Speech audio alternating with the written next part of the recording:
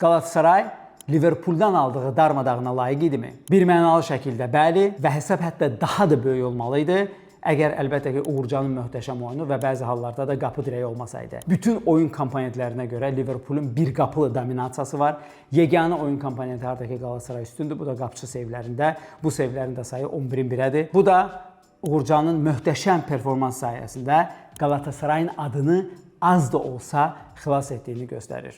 Əlbəttə, sizin ən böyük verəcəyiniz sual Galatasarayın ev və səfər oyunlarındakı kontrastdır. Çünki eyni situasiya Juventusla da oyunda təkrarlanmışdı və Galatasaray Liverpoolu 2 dəfə evində bərabər döyüşdə məğlub edəndən sonra belə iradəsiz, belə ruhsuz necə uduza bilər? Bizim əsas iki izahatımız var. Birinci amil əlbəttə ki, psixologiyadır. Galatasaray evdə nə qədər möhtəşəm döyüşkəndirsə, bir o qədər də səfərdə rəqibindən qorxandır və bu qorxu da komandanı elə paraliz edir ki, komanda eyni formasiya ilə, eyni oyunçularla oynasa da adi pas kanallarını dəyərləndirə bilmirlər və eyni zamanda öz komanda yoldaşları ilə bəsit elementlərdə anlaşa bilmirlər. Gəlin iki epizodu göstərim. Galatasaray futbolçularının nə qədər asta düşündüyünü özü səfər oyunlarında göstərir. Buradan mandrajdadır və adi, normal reaksiyanın yerinə bir qədər yavaş, asta düşünür. Eyni situasiya xatırlayırsınızsa, ötən il Galatasaray Azalkmarda, Niderlandda darmadağın olanda da Barış Alper'in buraxdığı penalti epizodunda var idi. Orada da Barış adətən öz peşəkarlıq səviyyəsindən əlbəttə ki, arxasından qaçan oyunçunu bir saniyə skan edərək görməli idi. Amma yenə də asta reaksiya verir və nəticədə cəzalanır.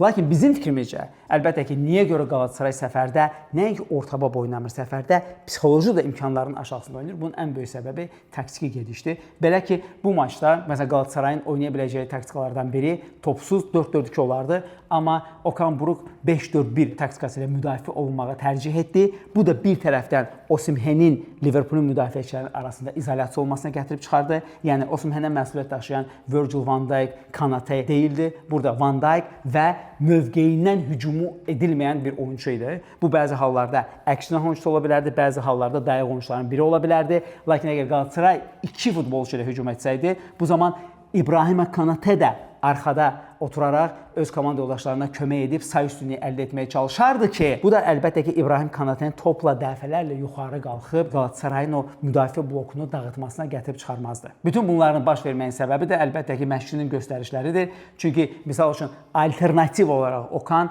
əks hücum halında cinah vingerlərindən birindən istifadə edə bilərdi ev oyunda olduğu kimi, lakin o bunu etmədi və nəticədə Osimhen hətta oyun əvvəlində zədələnməsəydi belə Liverpoolun müdafiəsinə qarşı izolyasiyada effektiv bir iş görə bilməyəcəkdir. Digər məqam isə Galatasarayın gələcəkdə də ehtiyatlı olmalı olduğu bir ünsürdür. Bu zədə simulyasiyasıdır.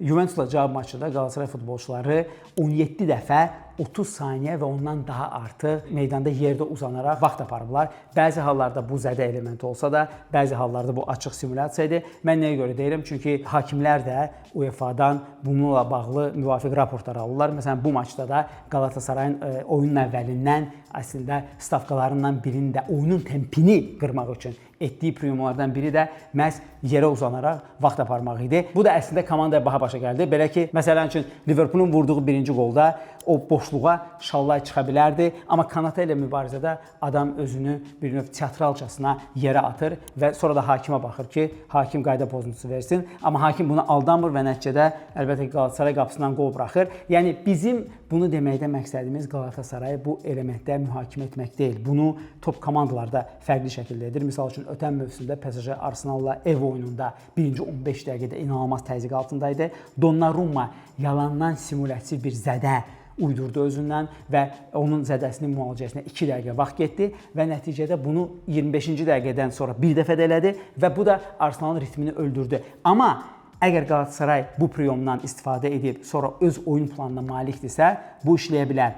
Lakin Galatasarayın da biz Juventusla maçda da, eyni zamanda Liverpool'la səfər oyunda da gördüyümüz kimi bu sadəcə olaraq vaxtı öldürmək və oyunun tempini aşağı salmaq məqsədi güdürsə və bunun əks planı yoxdursa, bunun sonu yoxdur və hətta gələcəkdə Galatasarayın bir növ reputasiyasına çox ciddi təsir edə bilər. Çünki futbolda nadir hallarda ağ-qara situasiyalar olur. Əksər situasiyalar boz situasiya olur. Yəni burada hakim hər iki tərəfə qərar verə bilər. Əgər hakimin aldığı məsləhətlərdə, instruksiyalarda belə bir element var ki, bu komanda qəsdən vaxt uzatmağa meyillidir, o zaman bu gələcəkdə Qalatasarayın haqqının yeyilməsinə də gətirib çıxara bilər. Ona görə də biz Qalatasarayı ilk öncə və Qalatasaraylıları təbrik etmək istəyirik. Çünki uzun müddətdən sonra Qalatasaray Avropanın elitar turnirində mükəmməl çıxış etdi və hətta 8-də 1 finalda mübarizəni kənarlaşdırsa da evində Liverpoolu məğlub etməklə çox gözəl bir oyun sərgilədi. Amma əsas məsələ indi Okan Buruk'un qarşısında odur ki, bu uğur dayanıqlı olsun. Yəni Qalatasaray bu mövsüm Türkiyədə olan liderliyini qoruyaraq birbaşa Çempionlar Liqasına çempion kimi vəsiqə qazansın və çox vacibdir ki, gələn mövsümdə də komanda ən azı play-off'un birinci mərhələsində vəsiqə qazansın. Amma bunun üçün bir neçə taktiki gedişə ehtiyac olacaq. Çünki Qalatasaray bir tərəfdən 8-də 1 komanda olsa da, digər tərəfdən liqa fazasında həddindən artıq ağır ev rəqibləri olsa, yəni komandanın çıxışı hələ ki bu performansla sual altında da ola bilər. Sizin fikrincə, siz Qalatasarayın çıxışından bu mövsümü necə dəyərləndirirsiniz və niyə görə Qalatasaray səfərdə belə ruhsuz və belə bir növ iradəsiz komanda kimi görünür? Fikirlərinizi şərhlər bölməsində bildirməyi unutmayın. Videonu bəyəndinizsə kanalımıza abunə olub like düyməsini sıxın ki, növbəti belə videolar buraxmayasınız.